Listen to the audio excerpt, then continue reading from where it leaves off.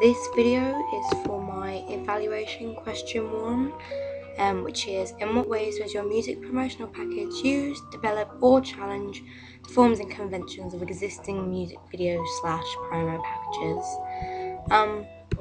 The first point to make is the fact that conventions of a music video are extremely difficult to pinpoint due to the fact that they can vary so much.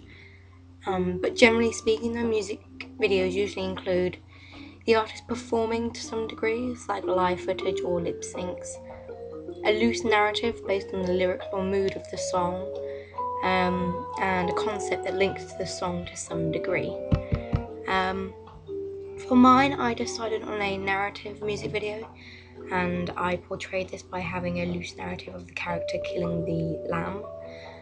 Although the music video is heavily based on this idea, I also used quite a lot of abstract scenery shots, such as the branches at the start. I thought that by having a narrative, it gives the audience something to follow when watching the video, and they also want to see how the story ends. I also feel that this has a greater effect when used for a heavy metal song, because the storyline is often much more thrilling to suit the genre, so the audience will want to know what happens in the end even more. My idea of killing the lamb with the knife is quite extravagant, so it makes my video more interesting to watch, especially as you get an extreme close-up of his neck being slit and fake blood being spat out. This idea is also linked to the lyrics about restraint and being able to lose control. And I think also you see that gradual, I don't know what you'd call it, like start to finish of her having to restrain herself and then losing control. Music videos also tend to rely heavily on post-production effects, such as editing. The only one I can think of that doesn't seem that edited is Gautier's Somebody That I Used to Know. But although it visually doesn't look like it's been edited very much, when you think about it, the fact that all the lines join up and he's coloured in, it's probably got more editing than a normal video, in my opinion. Anyway, so editing can include things like jump cuts, fast cuts, slow motion, etc. My video was heavily edited because without the effects it did seem quite monotonous. Also, there was a problem with the colour of my footage. I don't know what it was. I don't know if it was the camera or setting or lighting. I don't know. There was just some sort of flicker, and so by adding the black and white effect onto it, I managed to hide that glitch, I think. A lot of my shots also had distortion and flashing effects. I felt that the flashing reinforced the wanting to lose control part. Like, for example, when I'm holding my head and the camera goes round, there's flashing because I'm wanting to lose control, and also that's what the lyrics say at that part of the video as well. So I think the effects reinforce that. And also, I thought that the distortion of certain shots symbolised the feeling of losing control, and when reality becomes blurred. Oh my god, what is that? I don't know. Anyway. So yeah, I thought it symbolised the feeling of losing control and when your reality becomes blurred. And I symbolised that through the fact that my, my surroundings were blurred, so I don't really know. Ouch. Speed is another major thing when it comes to music videos. The speed is generally trying to imitate the speed of the song. So most of my videos are either normal pace or fast pace, especially if the song itself is quite fast. And I try to reflect the speed of the song through the speed of the footage. I sped up shots during the chorus and at the lamb's death to make it seem almost too quick so that the audience may feel the need to watch it again. As for the slow motion, I used it twice in my video. Once was when I was walking around the woods, and again was when Jamie fell to the ground. I mean, the lamb. Yeah, when the lamb fell. These slow down shots were at quite dramatic parts of the song / video, so I think the slow motion added to the drama. Conventions with a digipack can be seen as similar to the genre of the music, like, and I think it tries to represent the song, genre, band, ideology, and things like that.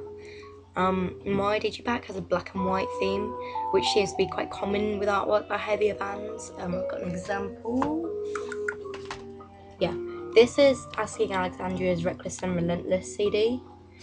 Yeah, so that's black and white, and I think, yeah, inside is black and white as well. There's like some colour there, and some colour there as well. But apart from that, it's all black and white. And the picture used also reflects the name of the album. So Reckless, Relentless, we've got the girl who, you know, she's wearing all black, a lot of skin's on show, she's got tattoos, heavy makeup, and the TV is smashed. And inside there's alcohol, cigarettes, you know, he looks quite scruffy himself, again, smashed TV, and then they're all on the back looking quite scruffy, I guess you could say. Another thing with my digipack, I replicated things like the logos of the companies, the copyright, and the barcode, just to make it seem more authentic. And track listing as well. I didn't put numbers on mine, I preferred it without the numbers, and mine curved to suit the shape of the photo that I used, and they've done the same here. Like, they've got them at the top, and then they've got the tracks underneath, and the font matches the title, which is what I did with mine. I use the same font on the front as on the back. Yeah, there was also some institutional context with the copyright. I personally think that all CDs have it to show ownership, like what companies produced it, and the fact that it can't be replicated, if that makes sense. So, who is this by? Yeah, this Reckless and Relentless was by Sumerian, I think that's how you say it, Sumerian Records. Mine was by Sony Music and Wind Up Records. So yeah, they have that symbol on there as well. I've also got, yeah, it's on the back of Evanescence's other album, The Open Door. They've got Sony Music there, and they got Wind Up there. So I managed to replicate those conventions of the digipack. The poster, I will apologise in advance because my printer messed up, so the quality is really bad. My poster for the single is again black and white. I think it turns the band into a commodity, and it makes them more accessible for fans because it's advertising the product themselves, and so the audience can see it and realise that there's something available for them from the band. I used the logo and the same font to link it back to Evanescence, and their font is quite gothic, I think, so it reinforces the genre. This was also the case in the Kesha poster that I annotated earlier on in my blog. Oh, my cat has joined. Go on, get down. Oh, you're gonna stay. Okay, no, you're gonna have to get down. Come on. Anyway, where did I get to? Oh yeah, the Kesha poster. The words Animal, which is the album name, and TikTok, the single, were in the same font as each other and also from the album. So again, it reinforces the dance genre of Kesha. Mine also has available on iTunes now to show where the product is available, and it gives the audience an option for where to buy it from. And there's also a little bit of advertising where it says The Open Door out now. So not only does it advertise the single, it also promotes the CD as well.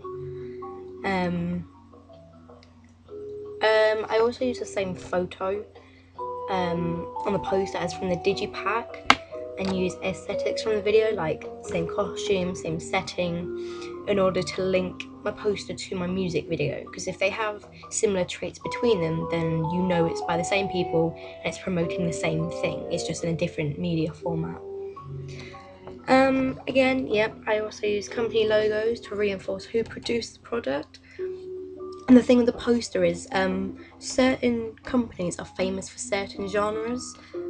So when you see that logo, you know that what kind of music they make. Like, for example, Wind Up Records, they're quite famous for making heavier music. So they're with bands such as Evanescence, Seether, Young Guns, The Darkness. So by having the logo on the poster, people will see it and realise, this is a product from them. It's probably of a heavier band. I like heavy music. I'm probably going to listen to it and possibly buy the product.